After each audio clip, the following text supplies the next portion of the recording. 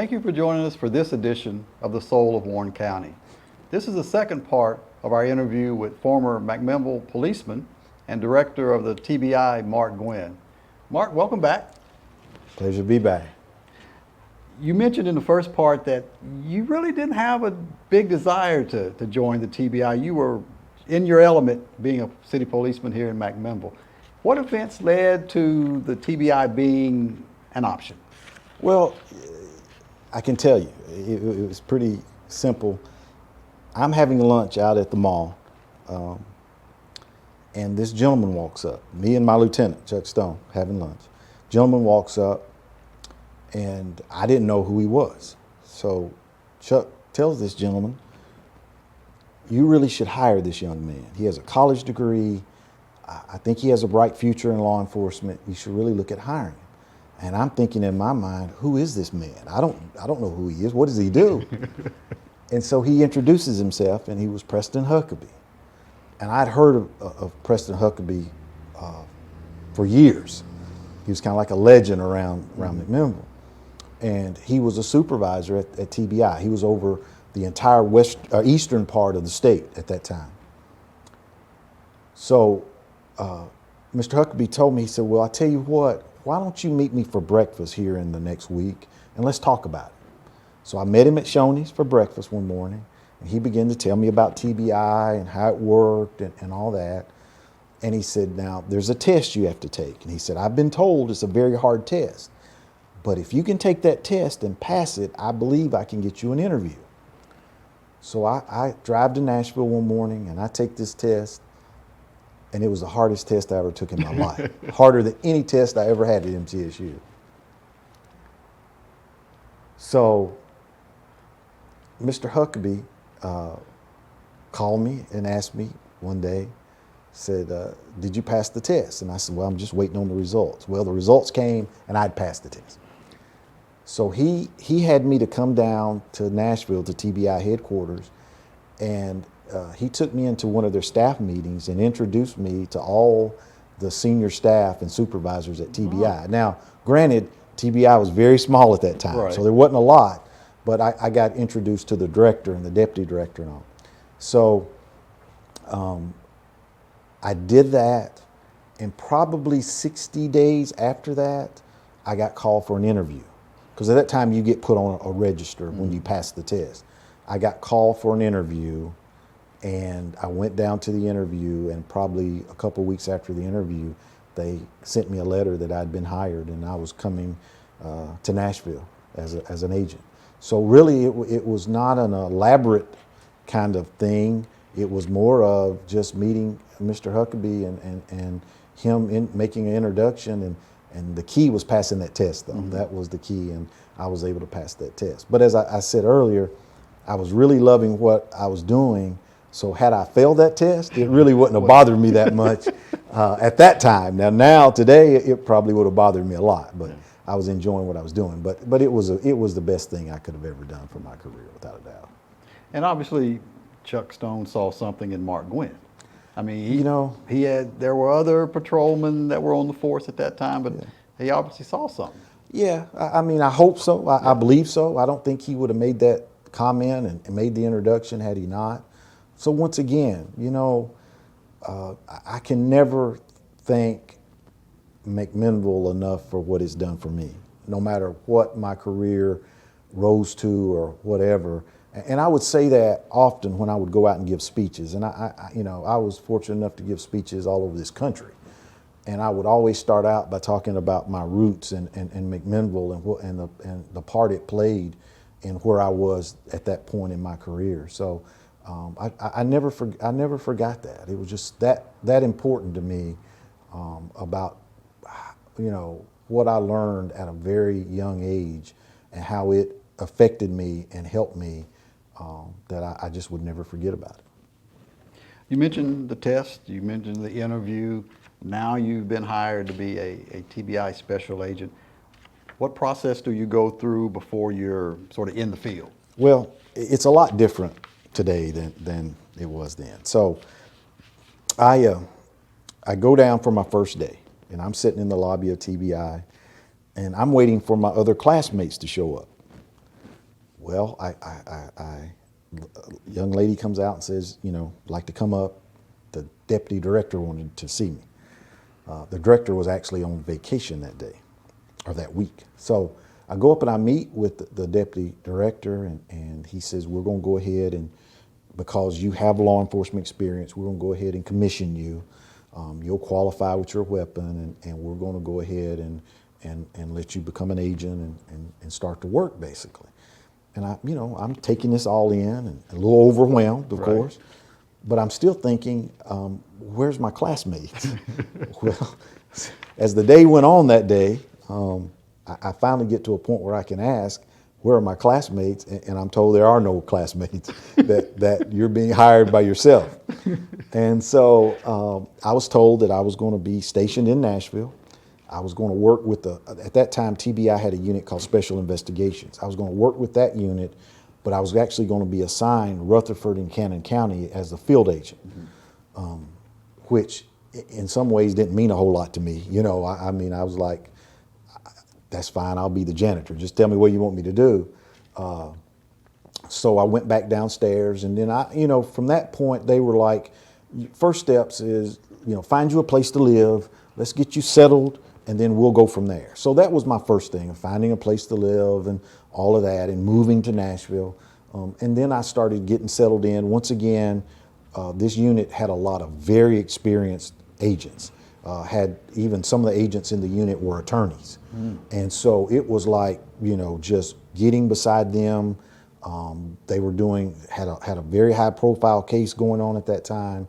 And I was allowed to start working surveillances with that case, and just learning from them. It was just like McMinnville redone again. It was, let me get beside these people that know a lot, because I'd never been an investigator and I wasn't going to pretend.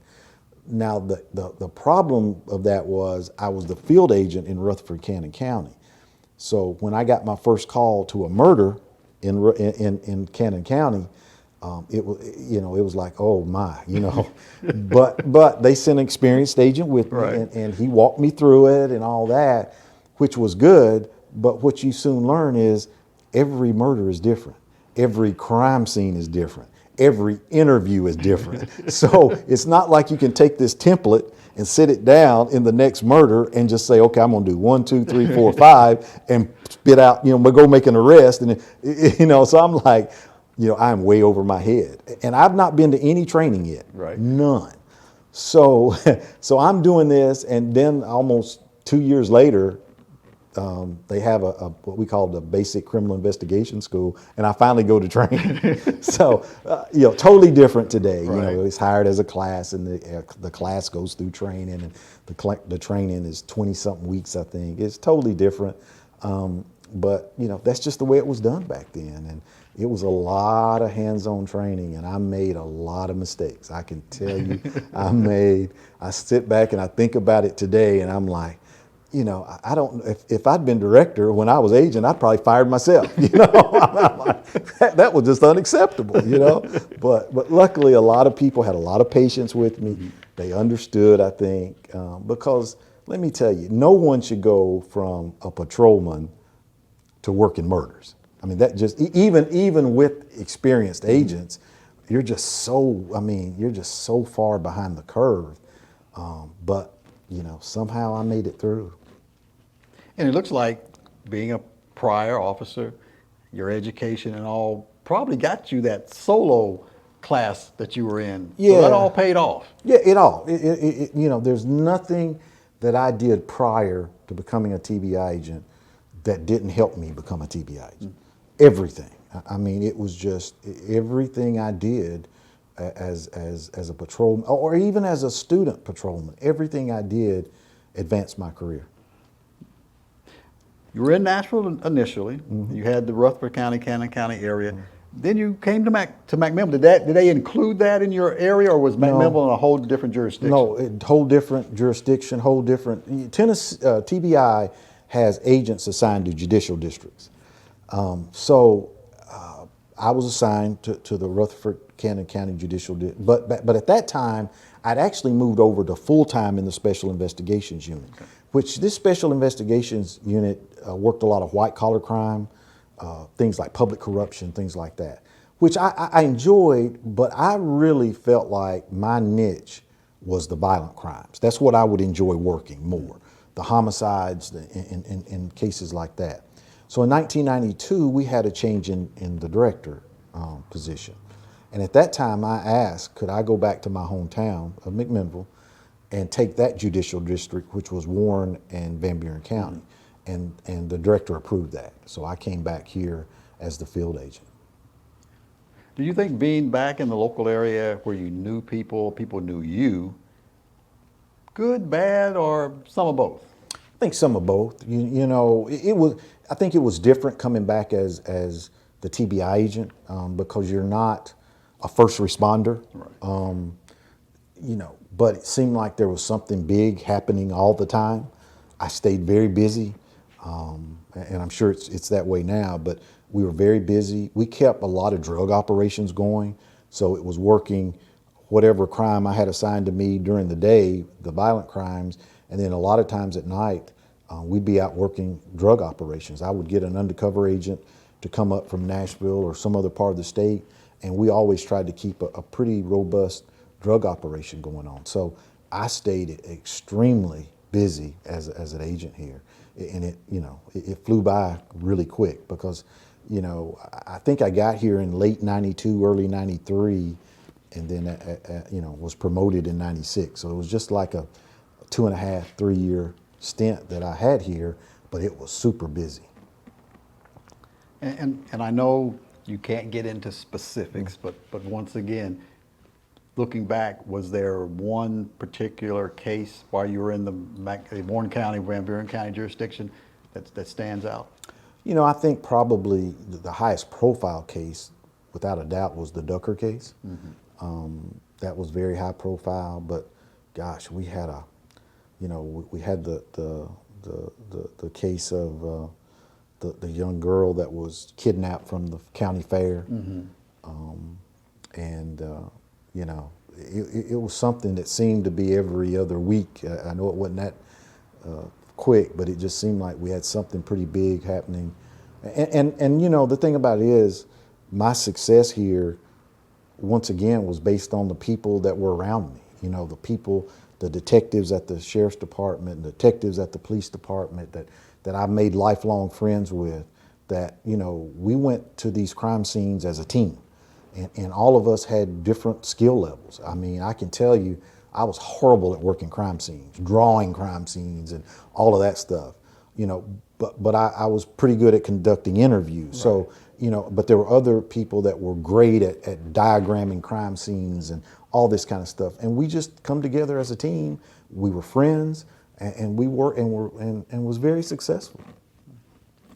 Now you're in this jurisdiction for a couple of years, but you end up going back to Nashville. Yeah. How did that happen? Well, actually, I was offered a position in 1995 to go back to Nashville that I kind of fought a little bit, kind of fought that a little bit and won.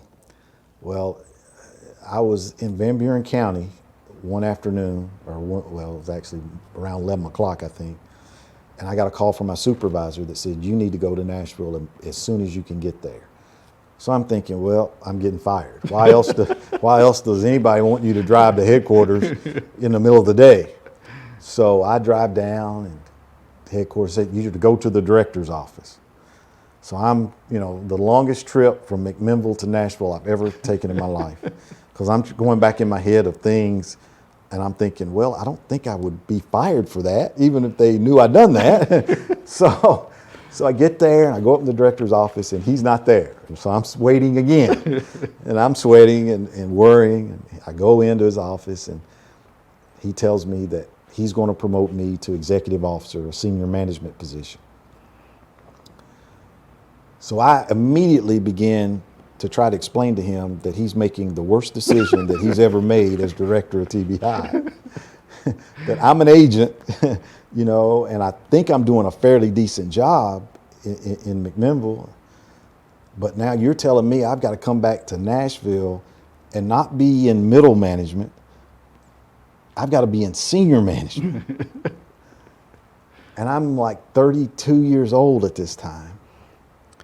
And I said, I just think that's a little much, that's a big jump.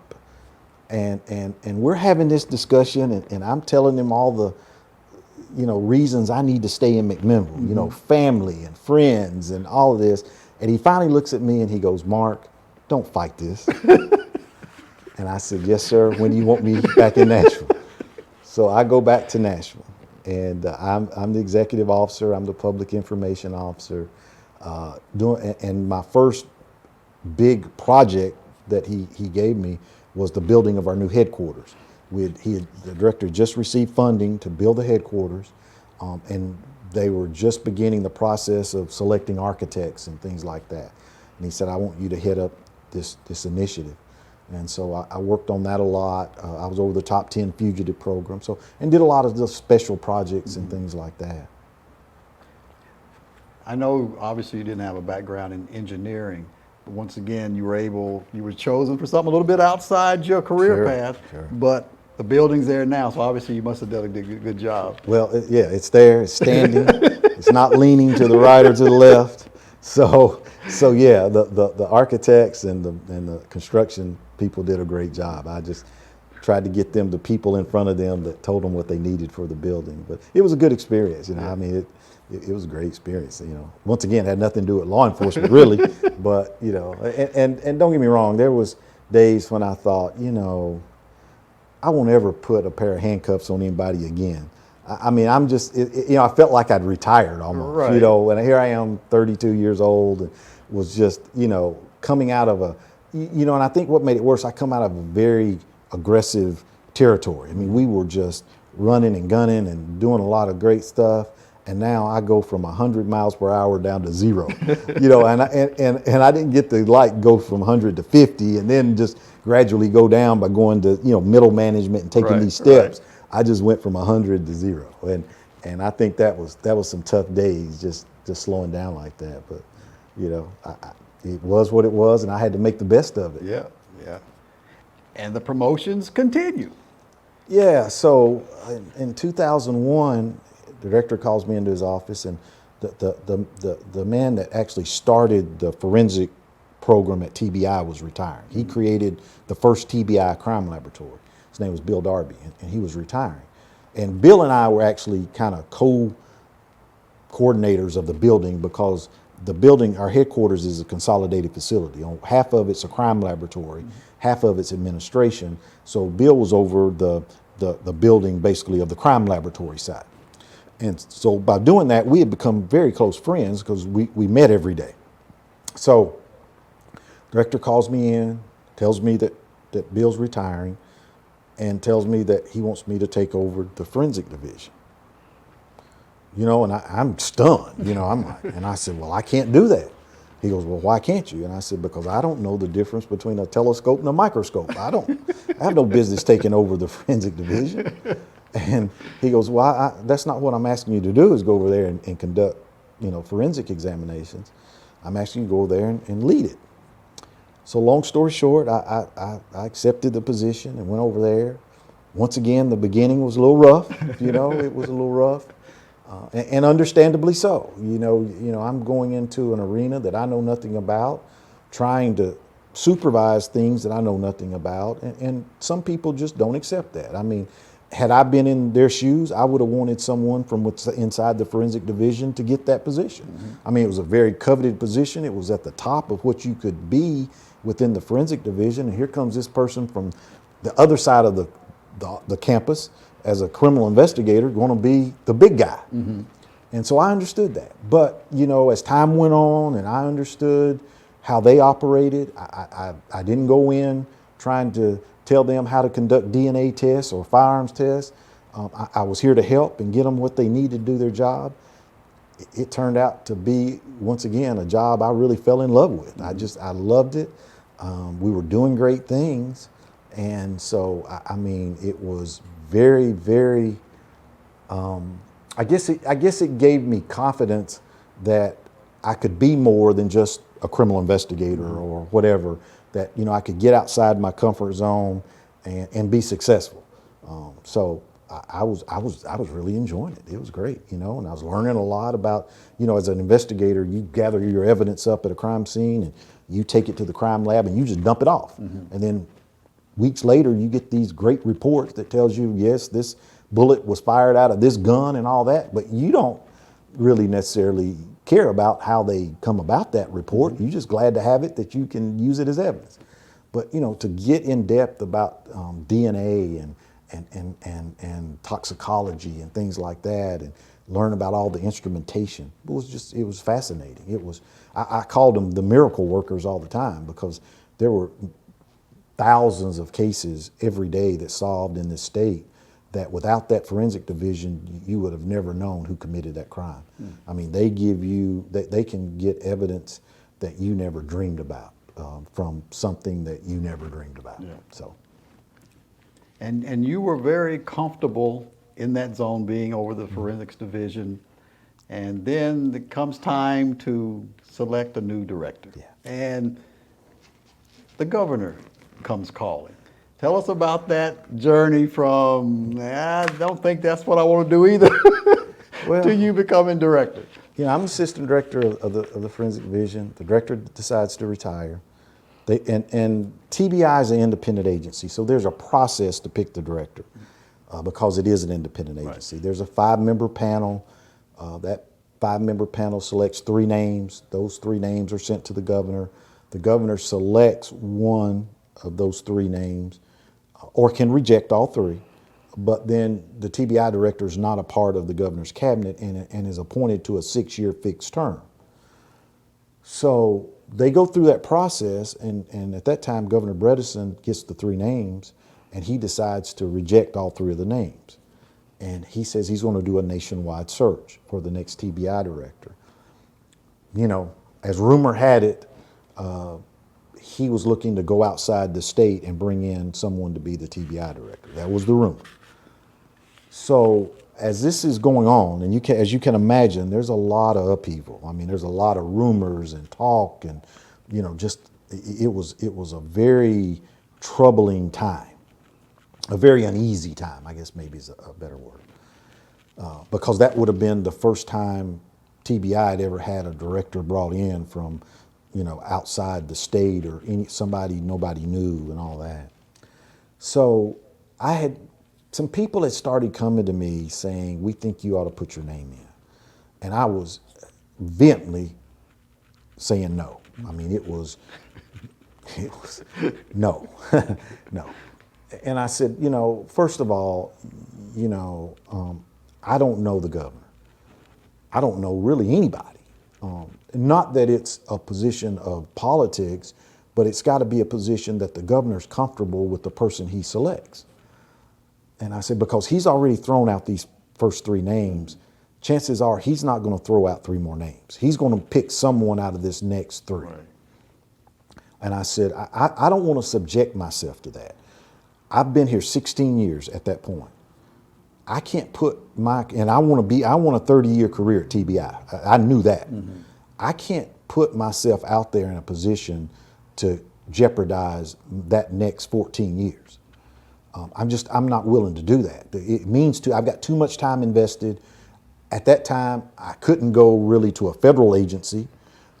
So, I knew I was going to be at TB, and plus I loved what I was doing. Mm-hmm. So why would I put my name out there and take that chance on getting ruined, basically, or fired?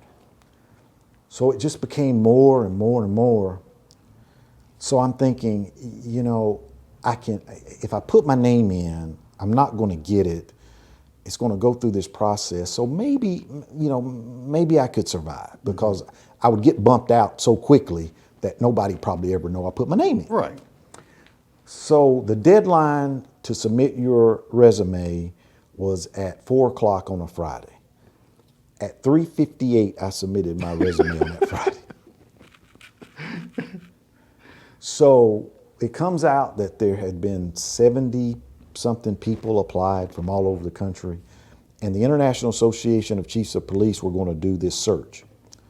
And so they were going to interview by telephone all 70, ever how many were, and narrow it down to 6. So I'm thinking, well, I can get out of this pretty easy. Nobody, and I only told one person I put my name in. Right. So, and as you can imagine, everybody's following this process. The news media, it's a lot of things swirling. So I'm interviewing with the representative from the International Association of Chiefs of Police. And he's talking to me and he's asking me these different questions. And I tell him, I said, sir, I know I'm not going to get this position.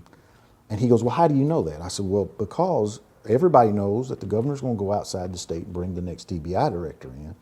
I said, so my goal is to keep my current position.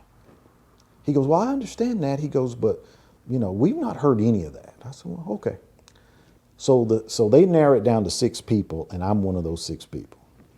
And at that time, I knew I had messed up bad. I thought I had messed up bad.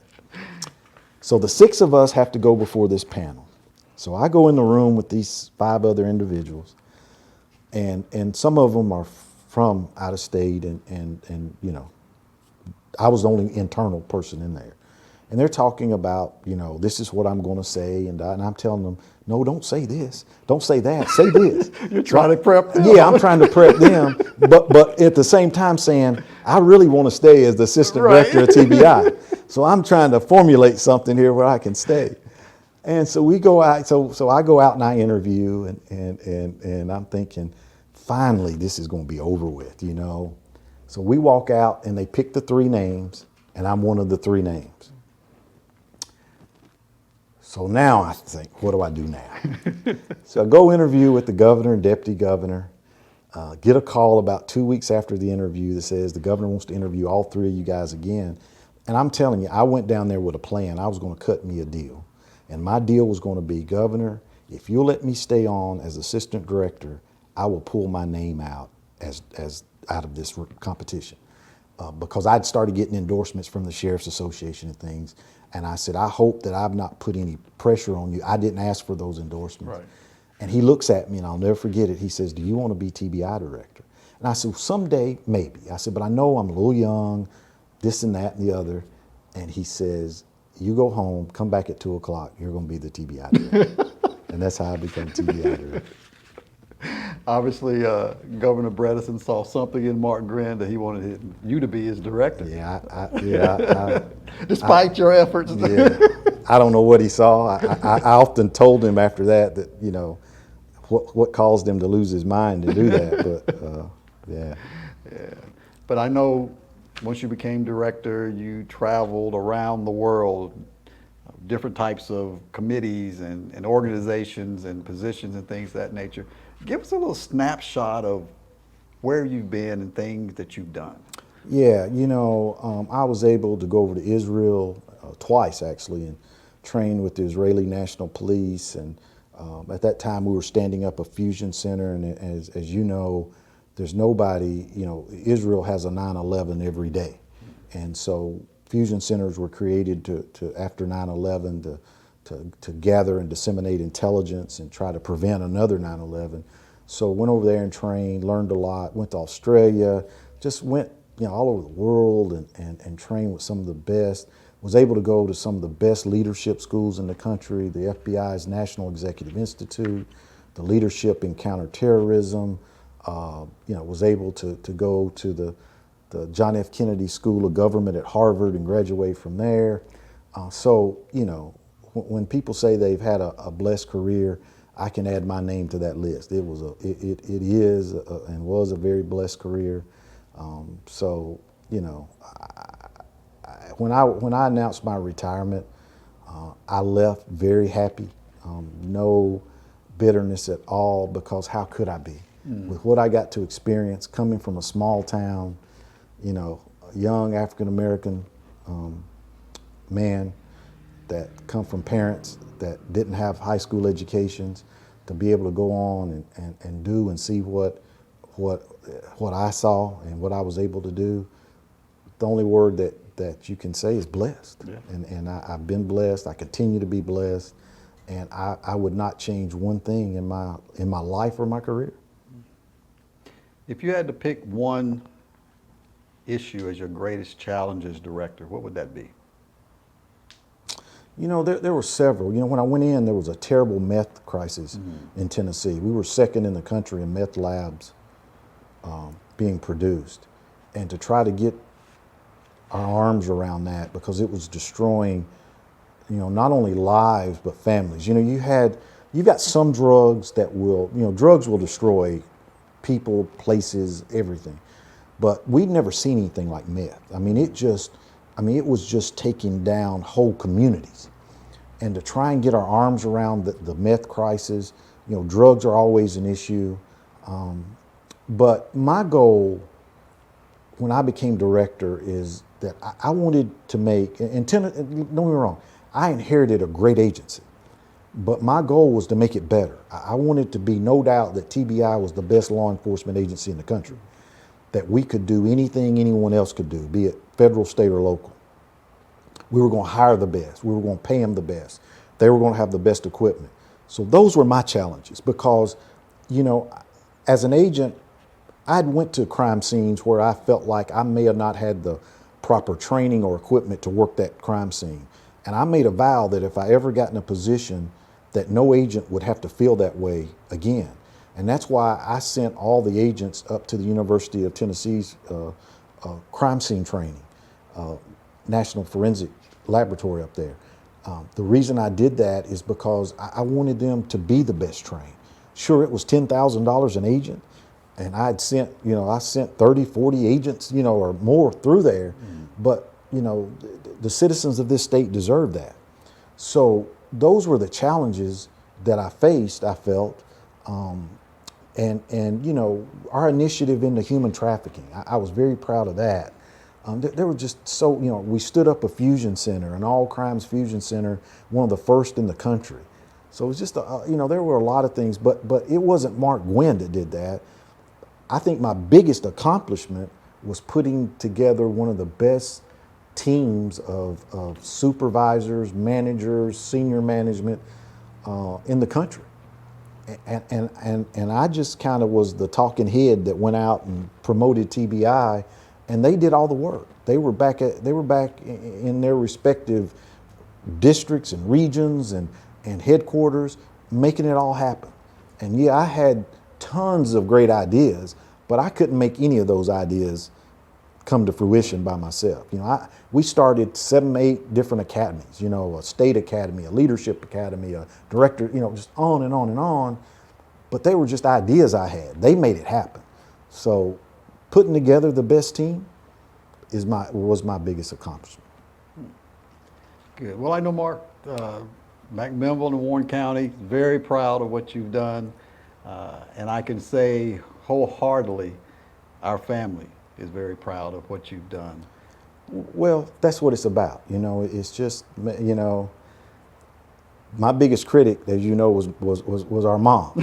And so, unfortunately, I had to do a lot of press conferences and interviews. And she, no matter how high I got, when I would make that call to her, she would let me know how bad I looked on TV. Or how bad my suit was, or my tie wasn't straight. So during that whole 14 years, I stayed grounded, I promise you, because she would not let me get too high.